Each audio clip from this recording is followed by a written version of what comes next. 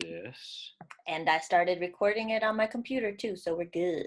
Awesome. So let's go ahead and get started.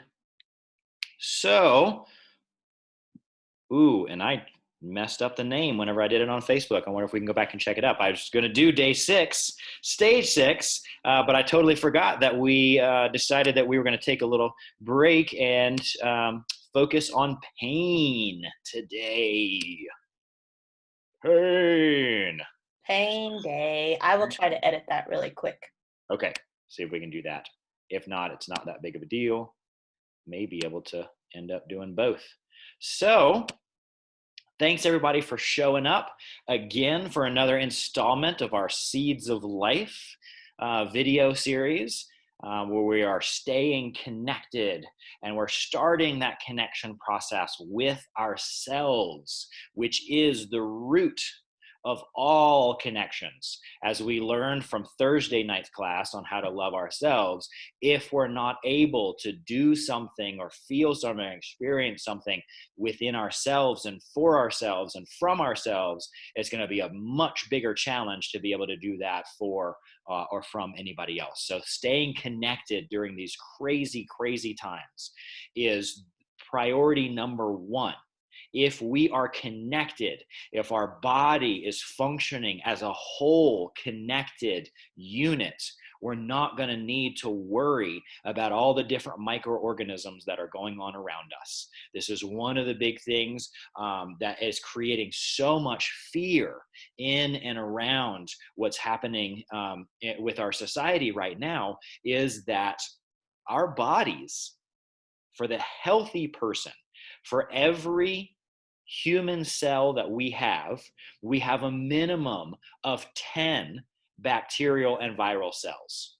So our body is a collection of cells, and in that collection, we are much more virus and bacteria than we are human, which is a crazy thing to think about, especially with all this hype where we're like, oh my gosh, there is this virus out there. Yes, there are always viruses out there.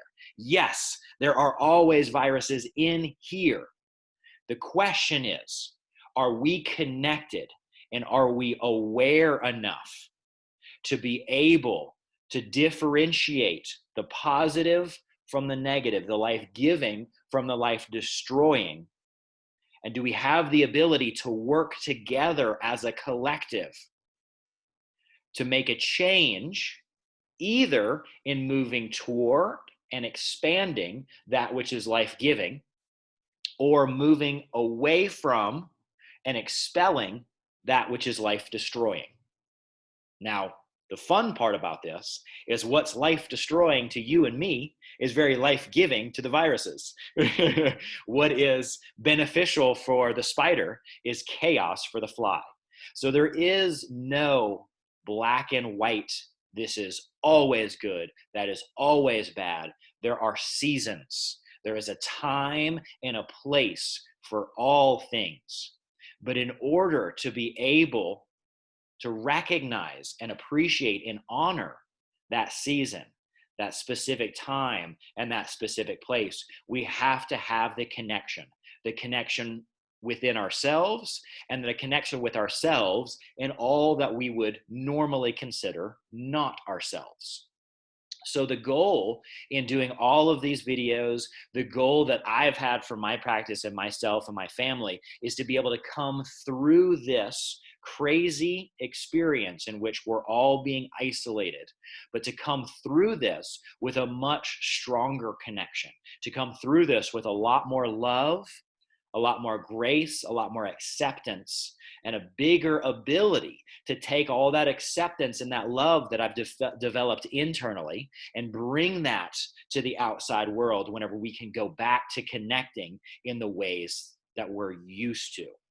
But as Donnie Epstein, one of my mentors, is constantly saying, we will not get to extraordinary by going through ordinary. If we stay with the ordinary, that's more of what we're going to get. So these are extraordinary times. Depending on how we look at them, we can see big problems or we can see big opportunities. And the ability to make that decision on whether or not you're going to see this as a problem or an opportunity has everything to do with how much available energy, how much available potential do you have the ability to tap into. Okay, two ways of getting more energy and more potential. Okay, number one is the one that most people think of, which is I need to get more. Okay, I need to bring it in from somewhere else. Okay, that's one way to do it. The other way is to do it from the inside. And when we do it from the inside, we also have two different options. Number one, we can stop wasting it. If we stop wasting it, spinning our wheels on things we can't control, spinning our wheels on things that are not going to produce good outcome, bad investments of energy, then guess what? We have more energy. The other thing to do is to make more energy. Okay, that's a topic for a totally different talk. So today we're really going to focus on not wasting the energy that we have. All right, so that's where we're going to go into pain. Everything in existence is made up of two fundamental components: energy and information. Potential and the instructions or the code in how to actualize that potential, how to act on that potential. And pain is the exact same. Okay, when we experience pain, all we're doing is experiencing a certain energy, a certain potential, and we're experiencing it using a certain program or a certain set of information or instructions. Okay, if we can shift the energy, if we can shift the potential, if we can shift the program, either one of those two will change our experience. And we can take what we used to experience as painful and uncomfortable and experience that energy in a totally and completely different way. Pain is an illusion. It is a very real illusion. It's an illusion that you actually experience, but it itself is not real. Okay? And whenever I say that, I want you to think of darkness. Okay? You have experienced darkness. Okay? You have felt it. Okay? It has affected you. You've probably stubbed your toe on the coffee table or the leg of a chair because of this thing called darkness. Okay? But darkness does not exist.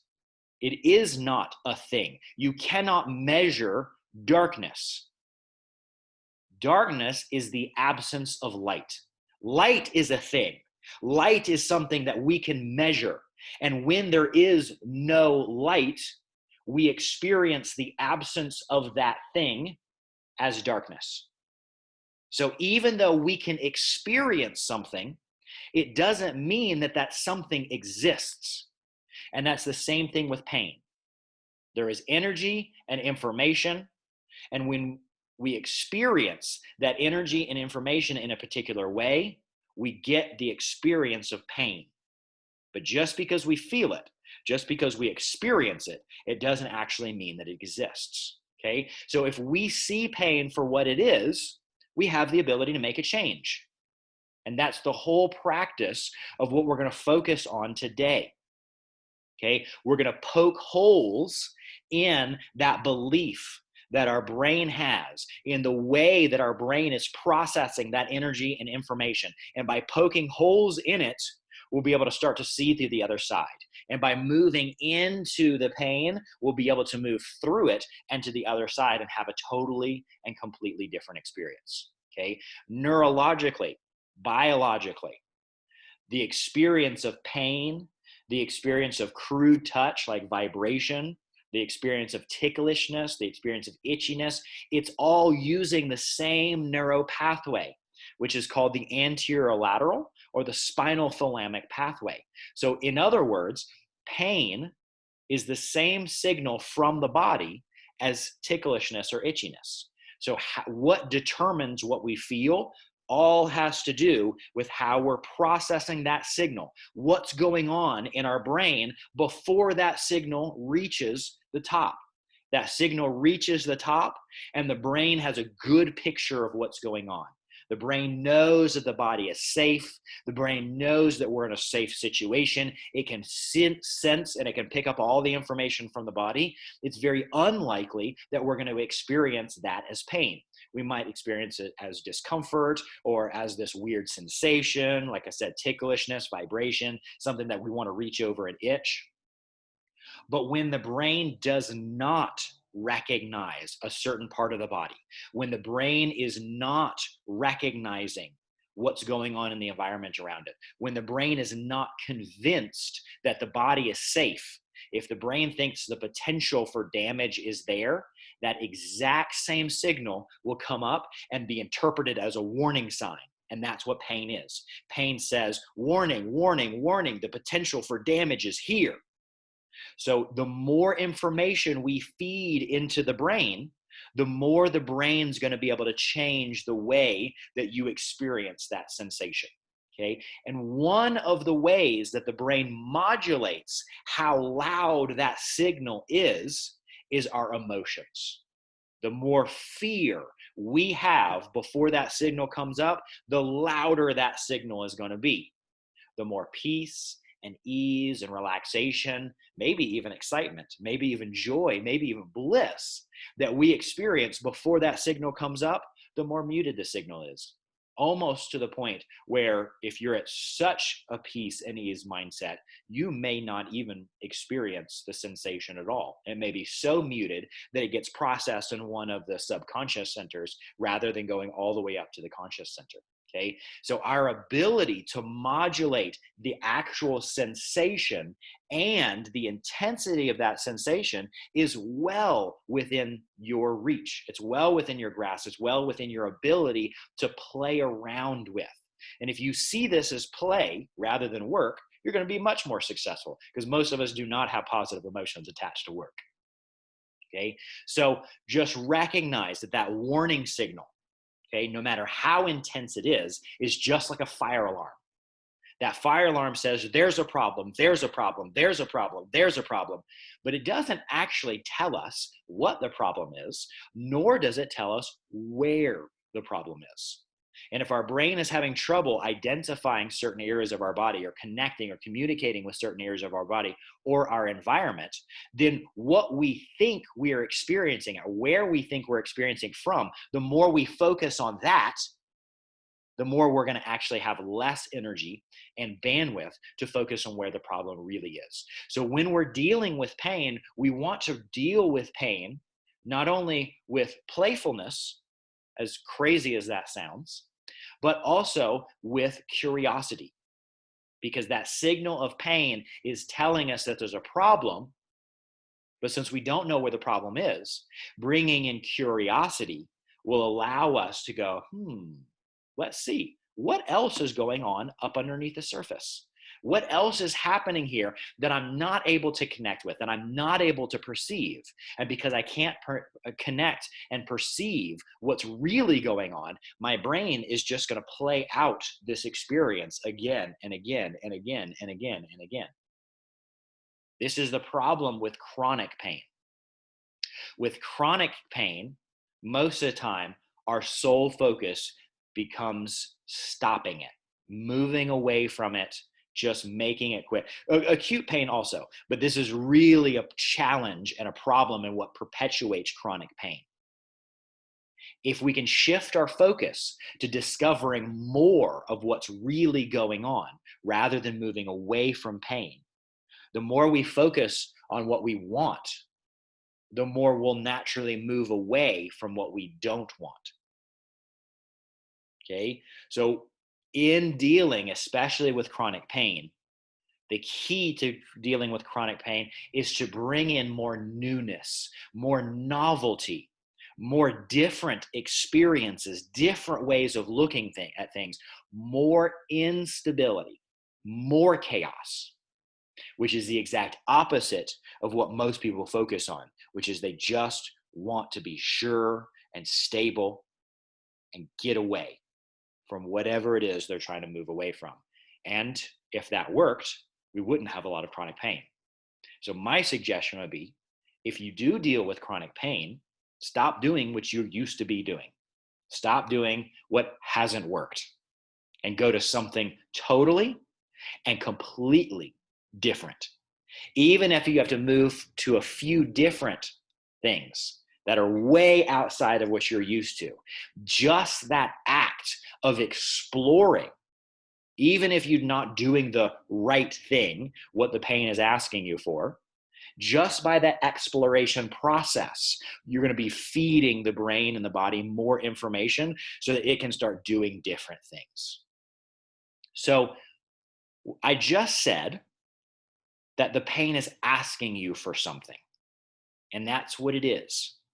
Okay. The pain is telling you that your brain is unsure about what's going on, and it's unsure about the safety and the sustainability about what's going on. Okay. So pain, any type of pain, it really gives us three different messages. Okay. The first message is to number one, stop. Stop what you're doing, because the potential to make things worse and cause damage is there. So stop wasting your energy, stop making it worse, just stop and be with what really is. You don't have to like what really is. It may not be comfortable or pleasurable, but if you want to make a change, you have to first acknowledge, accept, and admit where you are and what's going on. You have to be with reality if you ever want to have the potential to make a change. So the first message, stop. The second message is pay attention. There's more going on. There's more awareness that needs to happen. There's some sort of information that is either being processed in the same way too often, or there's information that you don't have access to yet. And the really main reason that we need to pay more attention is because the third part of that message of pain is pay attention. I'm sorry, excuse me, not pay attention, but pay attention because change is necessary. Whether that's doing something different or not doing something that you're used to be doing, you have to make a change because pain is telling us the potential for damage is there. And if we keep going the same way that we've been going, it's very, very likely that there's going to be more damage. So something that we're doing, some way of thinking, some way of moving through life is unsustainable. And it's going to exceed the body's ability to repair itself, to regenerate, to grow and adapt unless that change is made. Okay, so the three messages are stop, pay attention, change is needed. So this is the challenge. Because if we don't stop, if we don't pay attention to the pain, we won't be able to make the change that the pain is asking us to make. So our habit, especially in this society, our belief is that we're never supposed to feel pain. We're not supposed to feel uncomfortable. Just make it stop. Take the drug, take the pill, change your situation, change your relationship, change your life so that you don't feel this thing anymore. Okay. And the motivation, the reason that it's uncomfortable is because if you are comfortable, if you are in pleasure, you're not going to want to make a change. Okay. So the purpose of pain is to disrupt your life. Now, most of us feel it and we're like, make it stop, make it stop. It's stopping me from doing the things that I want to do. It's like, yeah, that's what it's supposed to do. Because the things that you're doing need to make a change. They need to have some instability placed into that. All right. So the purpose of pain is to disrupt your life. So own that, accept that, embrace that disruption. Because like I said, if it was all comfortable, it would all stay the same. And the more it stays the same, the less growth opportunity that we have. The less of a potential that we have to become wiser, to become stronger, to learn more so that we can share those gifts that we got through the learning process with everybody around us. Because at the end of all of this, what we really need to help humanity and the change that we want to help humanity go through is to be able to spread more wisdom so that we have more wisdom out there without the wounding that most people up until this point have needed in order to motivate them out of their comfortable, safe, survival-based home and into something brand new. So the more we can embrace change, the more we can embrace pain, not necessarily giving it permission to stay that way, not giving up, not surrendering and just saying, oh, well, I'm just a victim. This is how it's going to be. But the more that we embrace pain for what it is the inspiration, the motivation, the fuel to make a change, to adapt, to become stronger, to become wiser. The more we can see pain through that lens, and it's just a choice to see it that way, the faster we're going to be able to make the changes, the more we're going to be able to share our wisdom, the more wisdom spreads out. The more wisdom spreads out, the less people need to be kicked in the butt in order to make the changes in life. Okay, so in pain, there's lots of different ways that you could experience pain. Okay, the physical pain, emotional pain, mental pain, spiritual pain, all of the different, the sharp, the burning, the anxiety, the sadness, like there's a million and one different ways to experience pain. But all of those pain can be brought down to four basic roots. And at the root of all these different types of pain is an illusion. It's the rejection of reality as it is. And it's us trying to make things a certain way, even though existence around us is saying, oh no, trust me, I've got a way better way of things being. All right. We want that comfort. We want that security of knowing that things are this way. And the only constant in life is change. So when we resist any sort of change, it's supposed to be an uncomfortable experience. Okay. When we're in a bad relationship, when we're in the wrong job, whenever we're in the wrong environment, okay, when we have the wrong view or identity of ourselves, it's supposed to suck because that's reality shaking us and saying, no, your way is not the best way. Even though you think it's so logical, even though you think that this is the way that everybody should be, and if life were just this way, everyone would be happier. No, it's a nice thought. That's not how reality works. So at the core of all of these different types of resisting change, we can do that in four basic ways. Okay, the first root of all pain is going to be the pain of trying to avoid pain. The pain of thinking and believing that everything is supposed to be comfortable and bliss, right? That I'm not supposed to feel any discomfort. And if I feel something discomfort, well, then I just need to stop that discomfort. I just need to mute it. I just need to push it away. I don't want to feel anything bad. I don't want to feel anything as hard. I just want to feel comfortable and good. Okay? Terrible way of going through life. All right. The second type of pain is going to be the pain of trying to control, or really the pain of the inability to control circumstances. I'm not feeling the way that I'm supposed to feel. I'm not acting the way that I'm supposed to act. I'm not being the person that I'm supposed to be. The people around me are not acting the way that they're supposed to act. This situation around here, we shouldn't have this coronavirus thing. The government shouldn't be acting like this. Should. Yeah, just totally divorcing ourselves from what is. And the more we divorce ourselves from what is, the less we can actually influence what is, the less we can impact what is, because we're living in our own delusion. We're living in our own shoulds. All right. So that second type of pain is the pain of not being able to control our circumstances.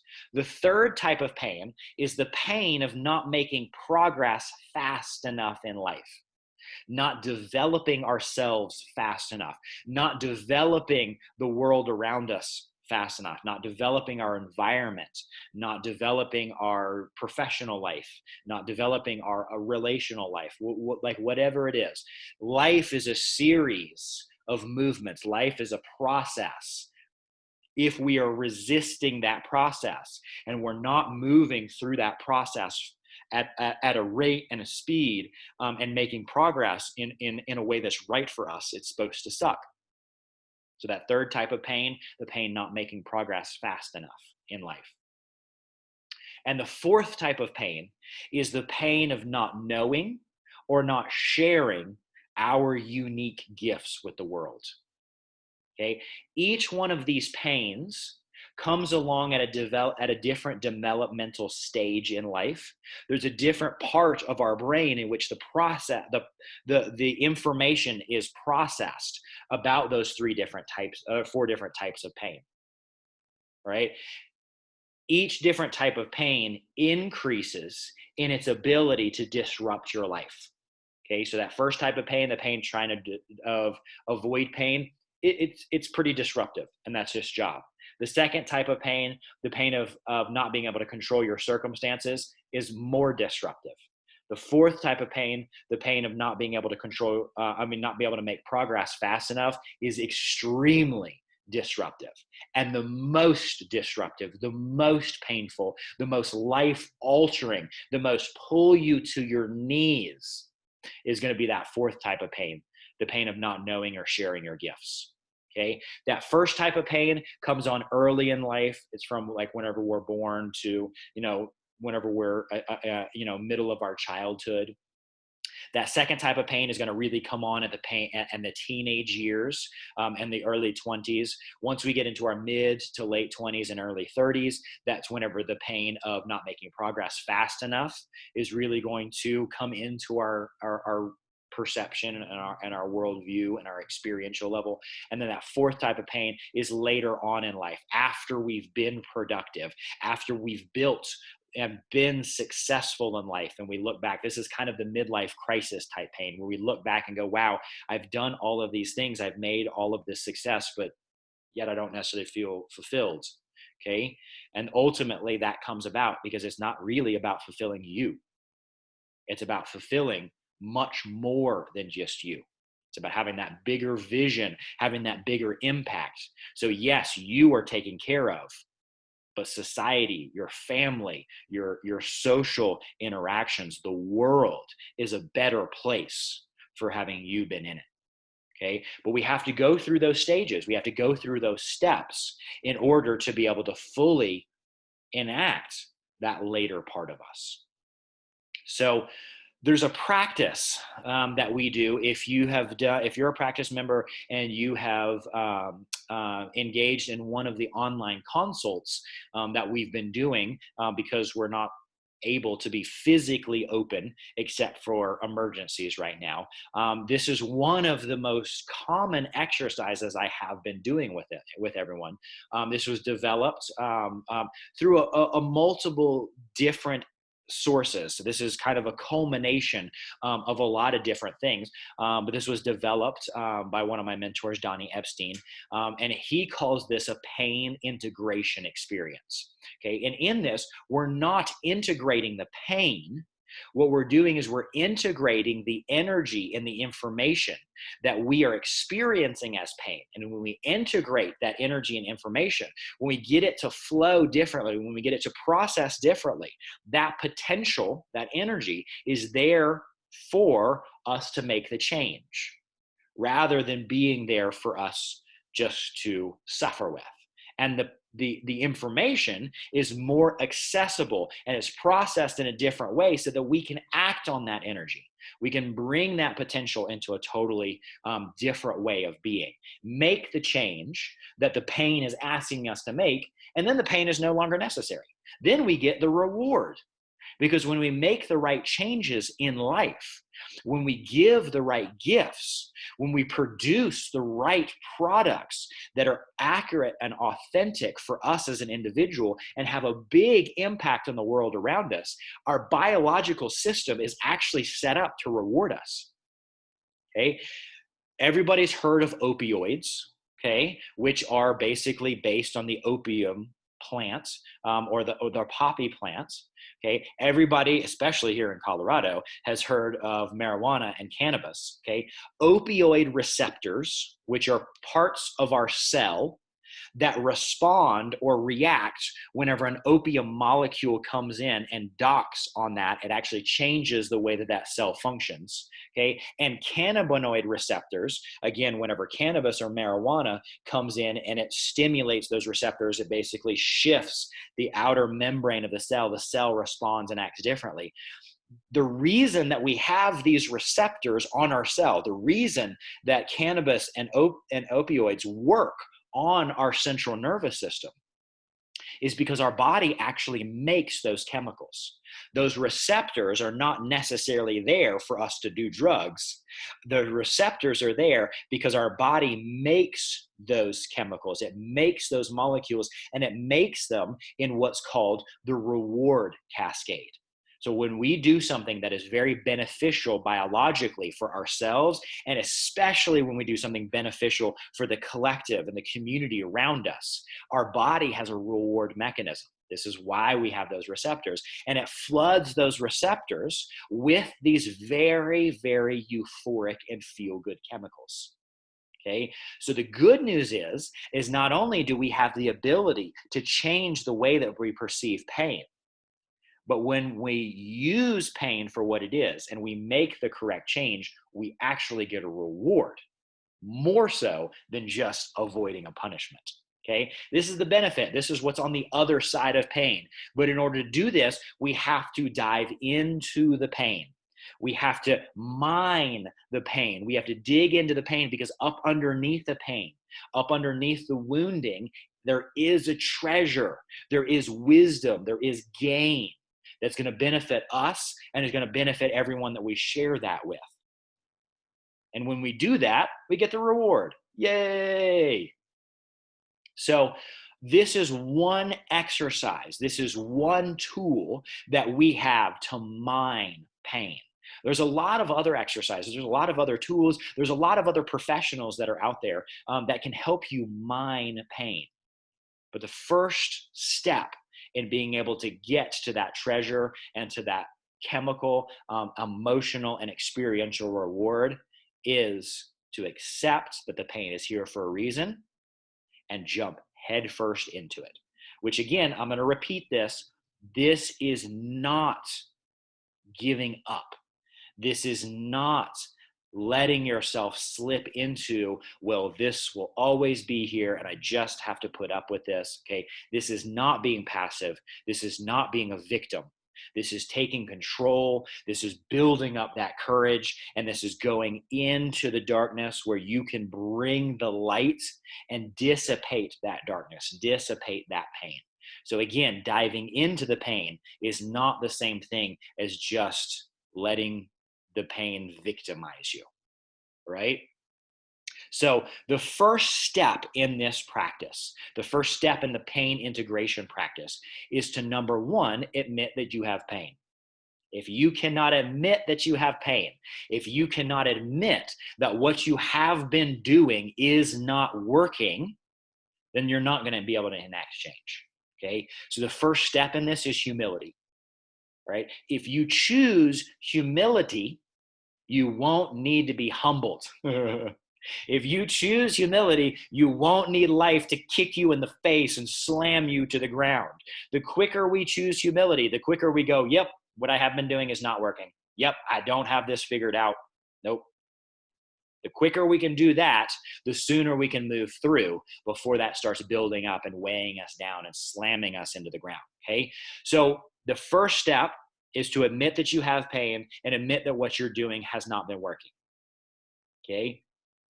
The second step is to stop the process of trying to figure out why the pain is there. What caused it? What can we name the pain? What type of itis is it? Okay. Just admit that you have pain and just admit that it's pain. Just let it go. Just let it be what it actually is. Because if you knew what it actually was, if you knew the root cause of it, if you actually knew what to do about it, the pain would no longer be necessary. So if the pain is there, you don't really know. Okay, so just accept you have pain and it feels. You are feeling. It's there. Yep, great. Doesn't matter why it's there. Doesn't matter what the cause is, doesn't matter what its name is, you just have that feeling. Okay, now identify exactly where that feeling is. Okay, is it in your head? Is it in your throat? Is it in your chest? Is it in your arm? Is it in your nose? It is in your butt. What is the actual experience that you are having? You may call it anxiety. You may call it depression. But if you are really humble and honest, you will find out that the sensation you are giving a name to actually has a location. It may be in your body. It's going to be in your body for the vast majority of people that are listening to this. But there are some in which it may not be in your body. It may be somewhere in the space around you. And it's just like this area over here just feels, I just don't like it. It's right there. Okay. So check into your body, but don't forget that you can feel a lot more than just your body. So check into the space around your body and see, does paying attention to that space in your body, is that more comfortable? Is that more freeing? Is that more open? Is that more easy? Versus paying attention to the space around your body. Is that more open? Is that more expansive? Is that more light?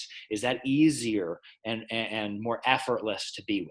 Compare and contrast is how our brain gathers information. Okay, nerve fire, nerve not fire.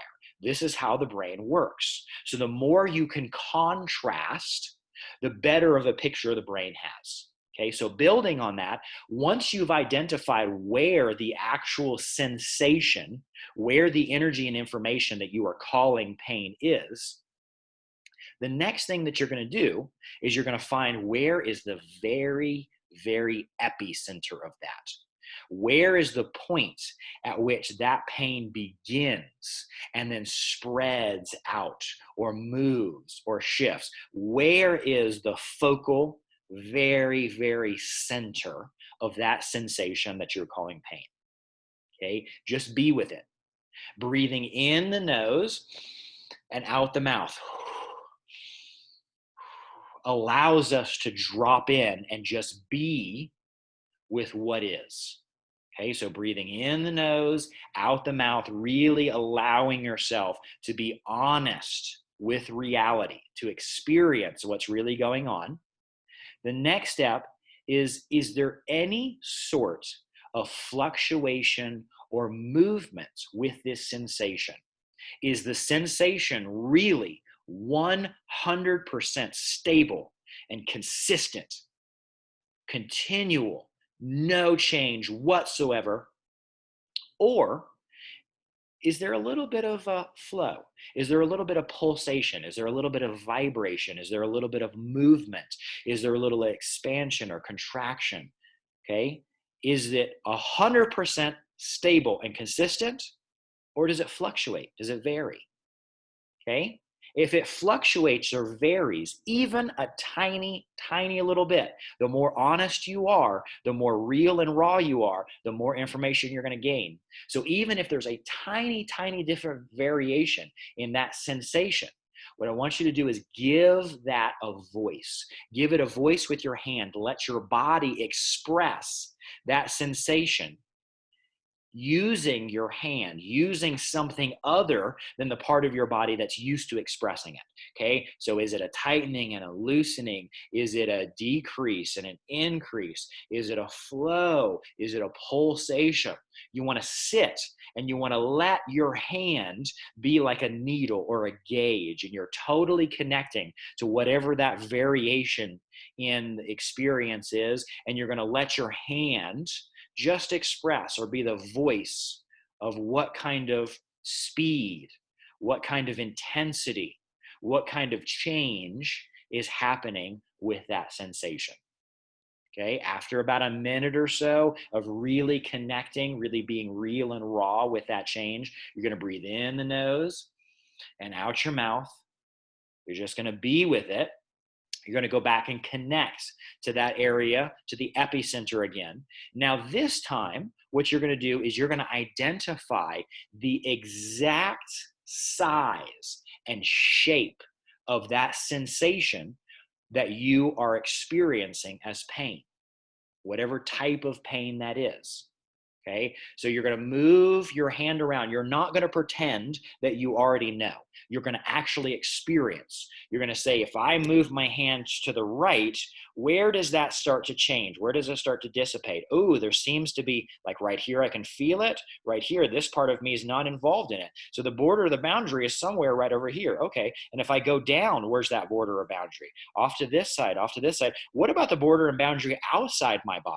How far away from my body can I move? What about inside my body? Does it go all the way out the back? Does it go to the spine? Like exactly how deep in my body is. Okay. You're going to draw with your fingers, with your hand. You're going to map out the exact size and the exact shape of that part of your body that's experiencing that sensation that you're calling pain. Okay. Once you've identified the variation in pain, once you've identified the very epicenter of the pain, once you've identified the size and the exact shape of that part of your body that's experiencing that energy and information as pain, the next thing you're going to do is you're going to connect to it. And you're going to be really raw with yourself. You're going to be really honest with yourself. This sensation, this disruption in my life, it's here to tell me about one of those four illusions, one of those four ways that I'm fighting life.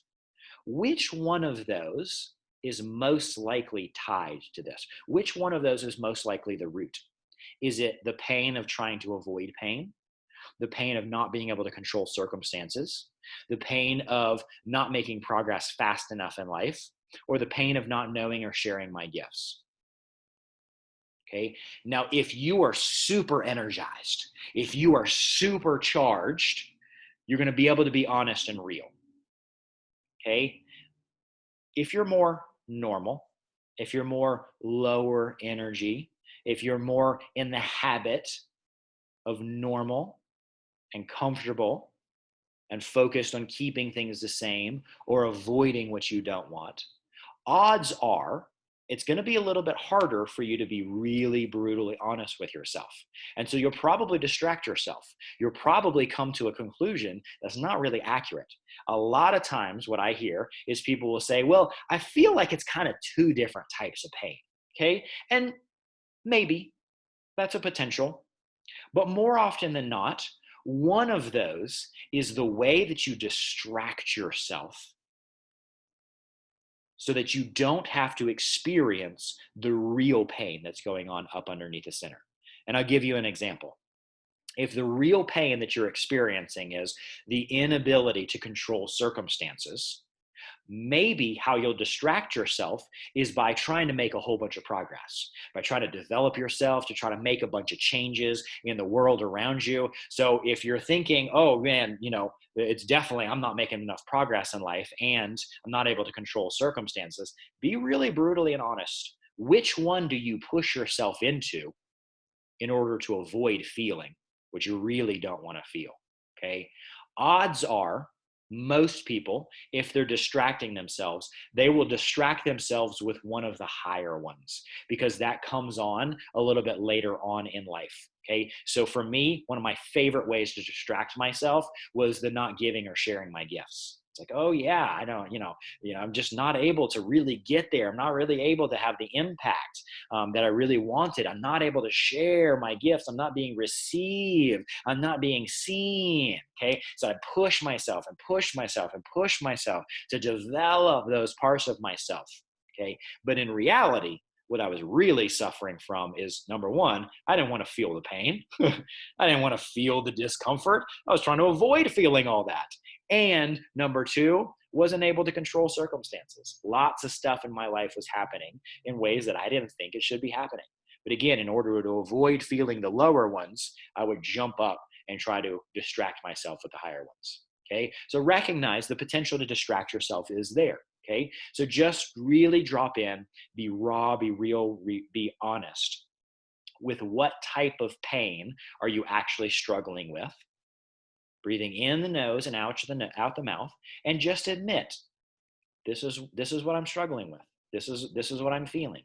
This type of pain, I'm allowing to disrupt my life. I'm not making the right change. And this type of pain is telling me that there's a change needed. Okay, so once we've identified where the sensation is, once we've identified the movement or the rhythm of the sensation, once we've identified the size and the very, very center of that sensation, once we've identified the root of that sensation, now we can move on. Okay, at this point, you've probably already experienced that sensation is starting to change. Okay, it's probably starting to get a little bit easier, a little bit lighter, you're able to be with it more without it, without trying to resist or run away. Okay, so now that you've identified all that, now it's going to get weird. All right, diving into the very, very epicenter of that sensation.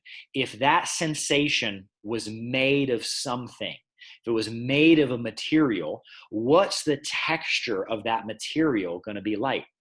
Is it hot? Is it cold? Is it smooth? Is it rough? Is it sticky? Is it hard? Is it gassy or vapory? Is it gooey? Is it rubbery? Does it squish? Is it solid? Is it dense? Is it pulling? Is it pushing? Give it as many descriptive feeling terms as you possibly can. Really allow your brain to identify exactly how is that information being processed. Breathing in the nose and out the mouth. Now move to the edges. Okay, if the edges were made of something, what texture would that something be? Is it rubbery? Is it stiff but still flexible? Is it rigid? Is it flaky or crumbly? Okay, it's not about making sense. It's just about being real and raw with how that information is being processed. Okay, so once we've identified the exact sensation or feeling at the very center, and once we've identified the exact feeling and sensation at the borders or edges, now move back to the center. If that sensation were a color or colors, what would they be? Okay, you may be able to connect to a color instantly. A color might just pop in your head. You may not even see it. And you're like, I don't know why, but I'm thinking of puke green. Okay, don't worry about how you get there. Okay, just if that sensation were a color, or what colors do you think of whenever you tune into that sensation? Okay, if you're having trouble, just first start off. If that sensation were a color, would it be a dark color? Or would it be a bright color? Would it be a dull color, a flat color? Would it be a vibrant color, a neon color? Okay, what qualities would that color have? And as you start going through the qualities, you'll start to kind of feel your way through. Well, is it kind of a red? Is it a black? Is it a dark brown? Is it a blue? Whatever it is, don't label it, don't judge it, it's not about right or wrong. It's just being with what is. Okay, once you've identified a color or a color, are there any patterns to that color? Is it black with streaks of red or spots of orange? Or is it kind of just this cloudy mixture of all of this different blacky blue? Okay, then move to the edges, the boundaries of the borders, touch them, feel them, get into them, that sensation. What color or colors would you associate or come to mind, or do you feel, or do you see whenever you connect to the borders or boundaries? Okay, now move back to the center. Okay, that color, those colors, the sensation, the textures, if that were going to hit you instantly out of nowhere, just boom, hit your body, what sound would you naturally want to make? Would it be a low pitch sound? Would it be a high pitch sound? Okay, what sensation, what sound would that sensation be if it were a tone, if it were a note, if it were one sound? What would it be? You want to breathe in the nose, open your mouth, and let that sound out, okay? If it's a breathy sound, tone the breath down a little bit and get to the actual sound up underneath it. Is it a whistling sound? Is it a wind sound? What's the sound up underneath the breathiness? Take the breathy out, because what you're going to want to do is you're going to want to make this sound long and continuous for about 7 to 10 seconds. It's going to take about 5 to 10 seconds for you to really get into it. The first 5 seconds, you're going to be playing around with it. So take a big deep breath in the nose and let the sound out. Draw it out. Add in the emotions that would come along with that color and that texture and that tone. The more intensity you can bring to this sound, the closer to the sound you're actually going to get. Okay? And then after you've made the sound, just let go. Just tune in, just relax, and then come back to the center of it. And what is different now about the epicenter? Is it more intense? Is it less intense? Did the color change? Did the texture change? Did the intensity change? Did the density change? Did the size change? Did the shape change? What is now different after you've given that sensation a voice? Okay, now move to the edges and do the exact same thing. Give the edges a sound. What color, if that color and that texture and that sensation was a sound, what would it be? It's going to be different than the center is. So find as close of a sound as you can possibly make that would represent the sensation and the colors and the emotions at the edges of it. Make that sound to 7 to 10 seconds and then relax. Okay, come back to the center. And from the center, what is now different? Now that you gave the center and the edges a voice, what's different at the center? What's different at the edges? Is the color the same? Is the texture the same? Is the size and shape the same? Is the intensity the same? Find something that is different, even if it's slightly different. And even if that difference is worse, just acknowledge the difference. It may be hard to find. Great. If it's hard to find, but it can't be that intense. That intensity must have gone down.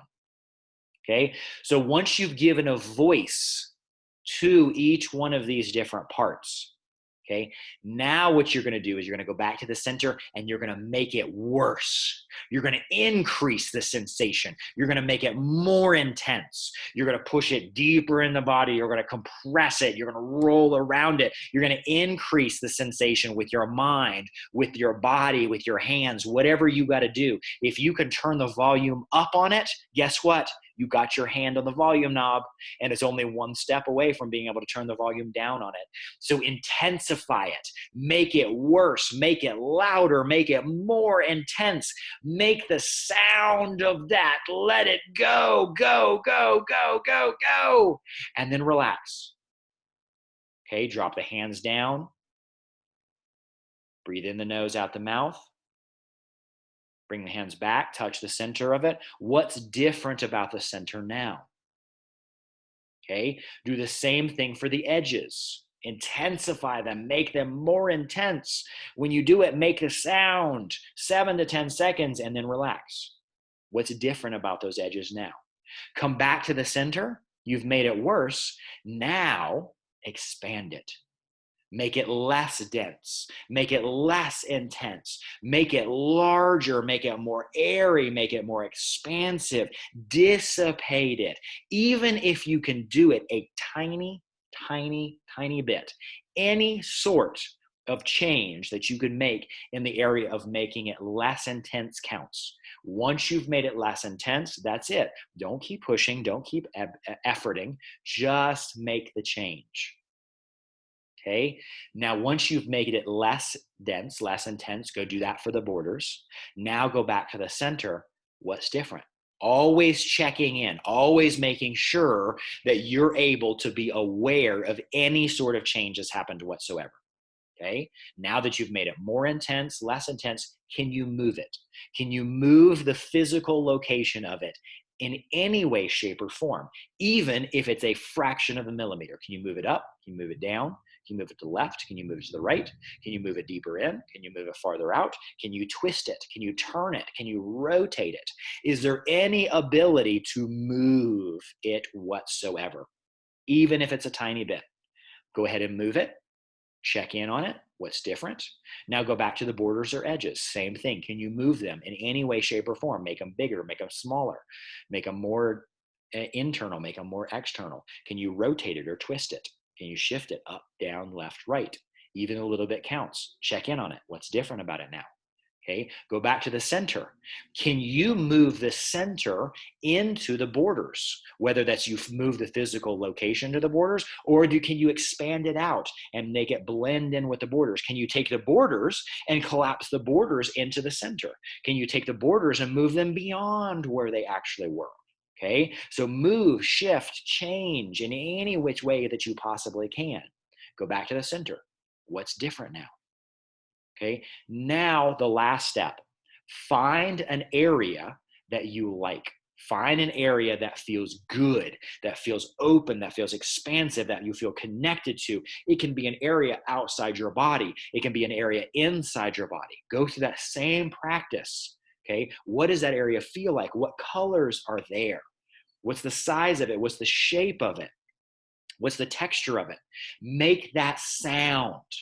Make the sound of the place or space that you really like. Make that sound and then pull that sound into the center. Make the sound at the center and push it out. Push it into the place that feels good. Back and forth, back and forth. And at a certain point, you're going to notice that the sounds kind of blend. They start all feeling the same. They start all sounding the same. Okay, at this point, check in. Now, very, very rarely, and it's very unlikely that you will have that same sensation that you started off with.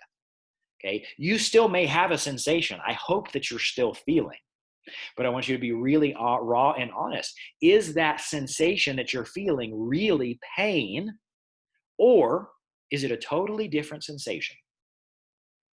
Odds are it's totally different at this point. Okay. And most likely it's probably a much better sensation. It's probably not anything near discomfort or pain. Okay. The challenge is if it's been there for a really long time, more often than not, we're going to almost kind of subconsciously fight ourselves to really admit that the pain is gone because we're so used to the pain has actually become part of our security. It's like, well, I know that I'm safe and secure because I know that this pain has been there. And if the pain is there and I'm still connected to it, well, yep, things are the same. That's great. Okay. And we may not consciously think that, but there's a part of us that wants that sameness. All right. So play around with this exercise. If you are a practice member and you have not signed up for one of our consults, please do so. Me helping you to walk through this. If this is the exercise that we do, we have a lot of other exercise. This can produce as much change, if not maybe sometimes more change than what we can do on the table. So please, please, please sign up for one of those consults. If you have already signed up for a consult, you may want to even share your experience with those around you. If you are not a member of Organic Living Chiropractic and you're watching this, reach out to us, email us. You can text message our number. You can check out our website and you can check out our Facebook page and message us. But get in contact with us some way. If we're still going through this quarantine, we can get you signed up for one of those physical consults. If it's an emergency, we may be able to open up the office, but it has to be a true emergency.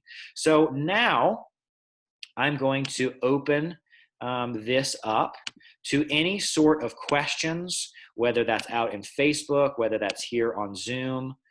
So if you have any questions, if you have any comments, please write them in the comment section. If you are on Zoom, please feel free to raise your hand or unmute yourself. If you have any experiences with this, please share this.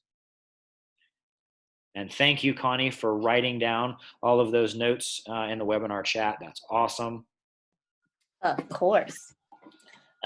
My experience with this, and Tad, you already know this, but for everybody else who doesn't, is that like I do this practice in the shower, and is like phenomenal. Richard's making this crazy face. He's like, oh, that's why she makes all those noises. Shower pie. Right? I do that. And then I also just naturally have always been very vocal. And so I express myself with the sounds, just like grunting or whatever I need to. And Richard always makes fun of me, but it helps because it gives it a voice and it gets it out there.